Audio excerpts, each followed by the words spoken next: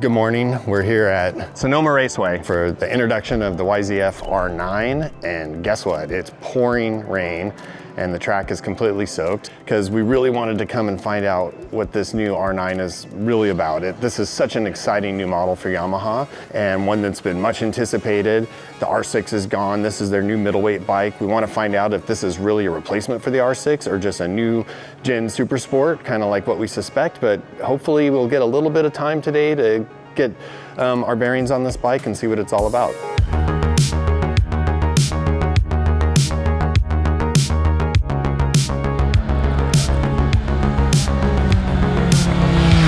So this is a very familiar engine to us. It's the CP3 engine that's 890 cc that is also in the MT-09 SP and the Tracer 9 models.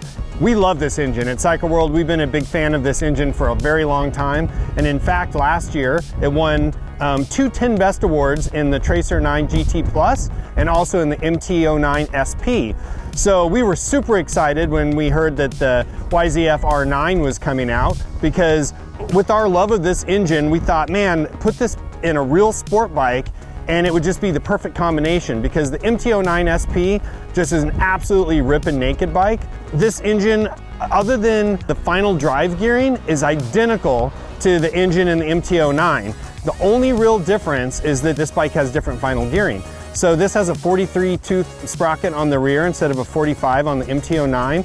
So it's got a little bit taller gearing for a little bit better top speed, but otherwise the engine is identical. Everything about it's the same. There's no difference. In a little bit, we'll talk more about how it was to ride on the track. So that's an overview of the CP3 and the YZF-R9. We just got our first sessions on Yamaha's brand new YZF-R9, and we went out on a really wet track on full wet rain tires. It took a little while to get up to speed and build some confidence and really start to feel what the tires were doing.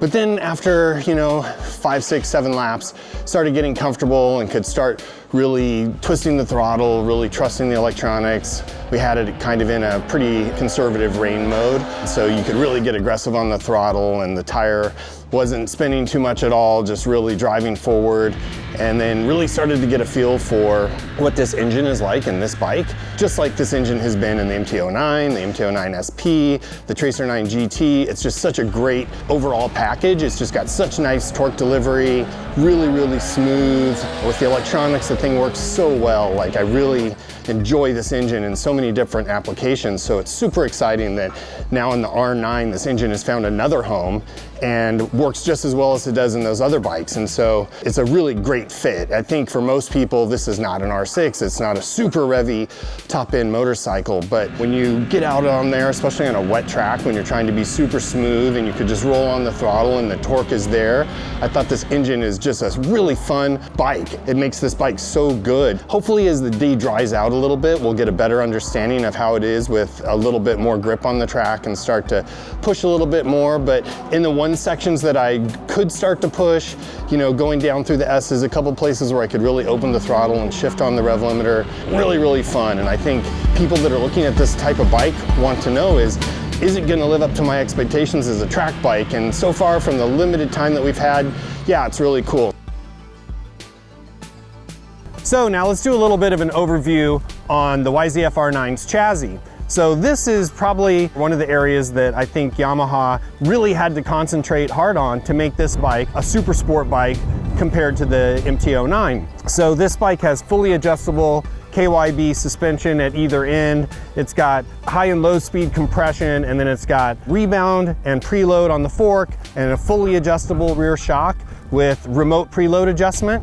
That's a big step up from some of the other bikes that they've made in the past, like even the R6's didn't have suspension quite this sophisticated. Maybe at the end there they did, but this has a Kashima coat on the fork that's very similar to the factory stuff that KYB has done.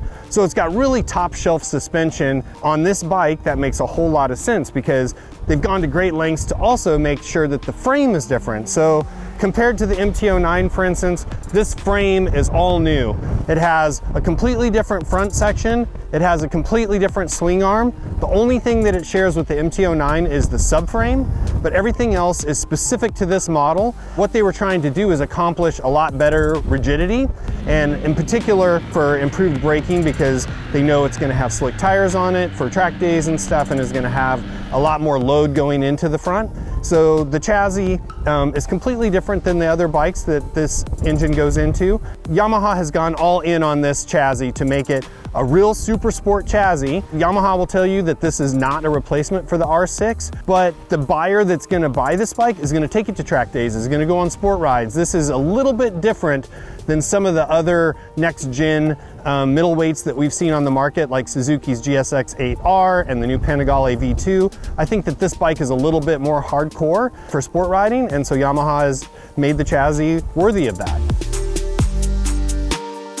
This bike is really meant to be a real super sport bike, and so Yamaha has gone to great lengths to make this chassis incredibly good. This bike so far instills a ton of trust. Like, I got out there and I was trying to feel out the tires and really just trying to get up to speed and see how everything felt. But then as I kept pushing a little bit harder, my comfort zone, and just getting into a groove and really starting to get a feel for the bike, the thing that stands out is that I could really trust the front.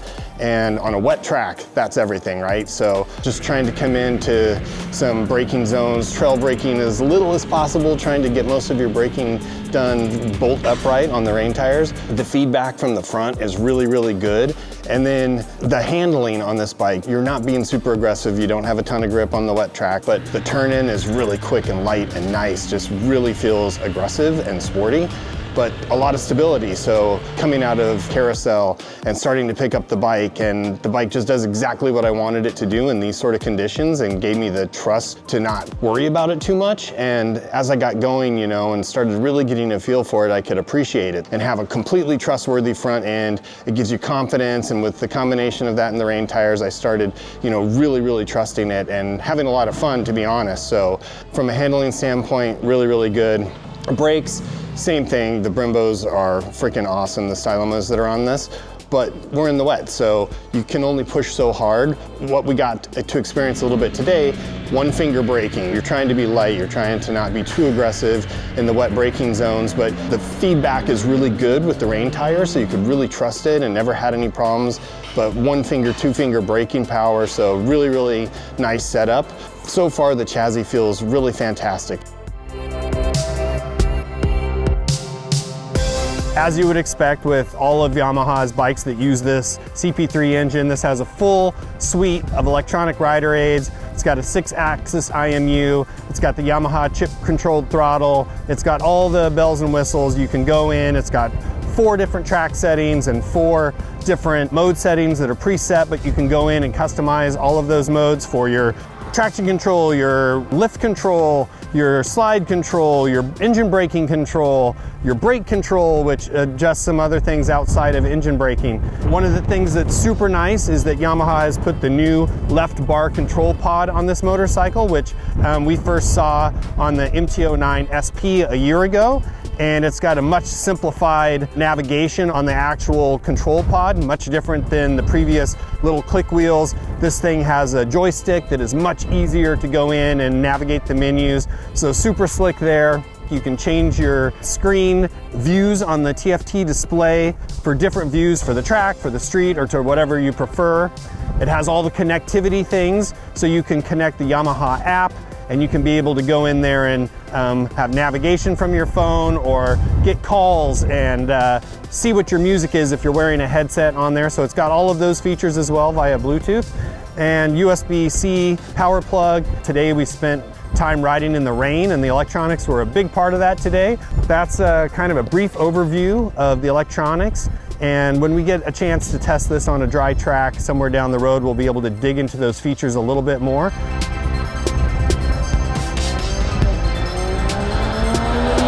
I was really curious about how the ergonomics would be, because a lot of these new generation sport bikes like the GSX-8R have a really relaxed, high bar, really comfortable riding position. Even the new Panigale V2 has a really open riding position. So I was curious what the YZF-R9's ergonomics would be like, and pleasantly, I'm really happy to say that they're very sporty. They're very super sport. The one thing that's nice is it's got a real low bar. The bar mounts underneath the triple clamp in the front, so you've got a really nice attack position, but the bars are wide, so you've got a little bit more leverage. You don't have this real old school super sport feel. You've got a little bit more splayed out handlebars, so that was really nice. And then the foot peg position, we've got the adjustable foot pegs right now in the low position, and for me, that's awesome. My knees are not awesome anymore, and so I couldn't have had them in the high position. I would have died. I found the cockpit really roomy. I could move back and forth. The seat picks up at the back a little bit, so when you scoot back, you've got a little bit more room. Overall, I think the riding position is very track oriented and very sport focused, which I think is perfect for this bike. I think that's what this bike is meant to be. So for track days and stuff like that, you're gonna go out there and be instantly comfortable. For the street, I think it's gonna be not as comfortable as some of the other competition, but that's fine. This is a little bit more hardcore of a sport bike, and I like that about it. Is this bike a replacement for the R6, or is it considered a hardcore super sport like the R6 had become over the years? Or is this a more street-friendly sport bike? Spending a day on it here, you know, like we've said over and over, we had a rainy day, but I think we've got a good understanding of what this bike is all about. The new R9 is a much more hardcore sport bike than, say, even the R7 was. The riding position's a little bit more aggressive. You've got the CP3 engine, which is really awesome, but they really went to great lengths to make the chassis a very super sport oriented chassis. So I think that this is the bike that people are gonna really want to take to track days, do some club racing. It just got homologated for Moto America competition in the Super Sport class, Next Gen Super Sport. So I think you're gonna start to see a whole bunch of these, and it's already won a race in the World Super Sport Championship. So this thing is legit, yet it's got a couple little subtle touches that make it a little bit more comfortable than, say, the R6 was or than an R1 is. Just a little bit more comfortable seating position, a little bit less aggressive engine, much more accessible power for the street, so it'll be a great street bike as well. But overall, we're really impressed and we're really happy that Yamaha went this route with this motorcycle. So kudos to Yamaha for that, and we look forward to spending some more time with this bike. So that's it from Sonoma Raceway here in Northern California. And if you like what you see, please like, comment, and subscribe. And thanks for watching. We'll see you next time.